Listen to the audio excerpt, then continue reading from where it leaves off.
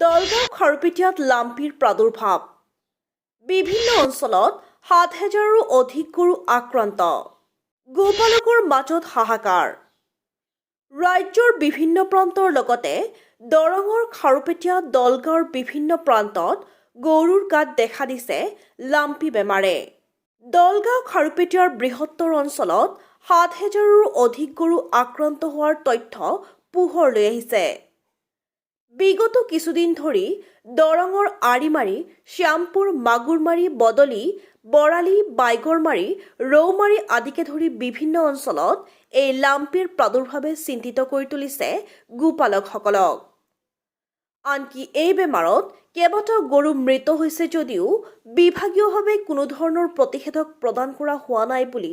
অৱগত কৰে আৰিমাৰী গাঁৱৰ হুৰমুজ আলীয়ে ইয়াৰ বিপৰীতে খাৰুপেটীয়াৰ পশু চিকিৎসক বাহাৰুল ইছলামে কয় যে কেইবাখনো গাঁৱত ইতিমধ্যে লাম্পিৰ প্ৰতিষেধক প্ৰদান কৰাৰ লগতে ইয়াক প্ৰতিৰোধৰ বাবে কৃষকসকলক বিভিন্ন দিহা পৰামৰ্শ দিয়া হৈছে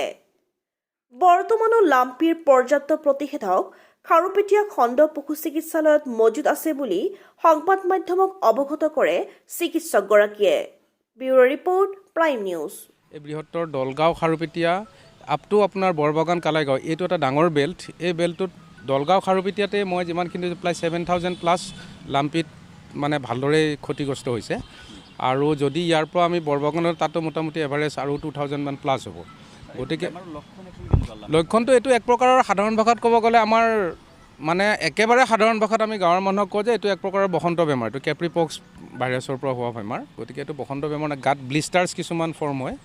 গোটেই গাটোত গুটি গুটি ওলায় আৰু সাংঘাতিক লিম্ফ নোডবিলাক চুৱেলিং হয়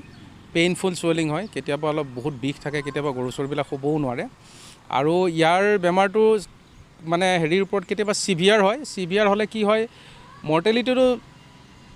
আপোনাৰ কম ইয়াৰ 3 to 4% মৰ্টেলিটি আৰু সৰু সৰু পোৱালি আমি যিমানখিনি ফিল্ডৰ পৰা দেখিছোঁ সৰু সৰু পোৱালিখিনি অলৰেডি অলপ এফেক্টেড হৈছে তাতে আৰু ডাঙৰখিনি মোটামুটি ট্ৰিটমেণ্টত ৰেছপণ্ড কৰিছে আৰু ইয়াৰ প্ৰতিকাৰ হিচাপে তাৰমানে আমি ফাৰ্মাৰসকলক সদ্যহতে এইবাৰ মহ আৰু মাখিৰ তীব্ৰতাটো বহুত বেছি আমি য'তেই গৈছোঁ তাতে যথেষ্ট পৰিমাণৰ মাখি মহ গতিকে আমি সেইখিনিক অলৰেডি তেওঁলোকক নিৰাময় কৰাৰ কাৰণে এটা দিহা পৰামৰ্শ দিছোঁ আৰু এফেক্টেড এনিমেলছবিলাক ভালবিলাকৰ পৰা অকণমান দূৰত ৰাখিব দিছোঁ আৰু আমাক অলৰেডি ইয়াৰ কাৰণে আমাক ভেকচিনো ডেছপাছ কৰিছে আমি এই বেমাৰৰ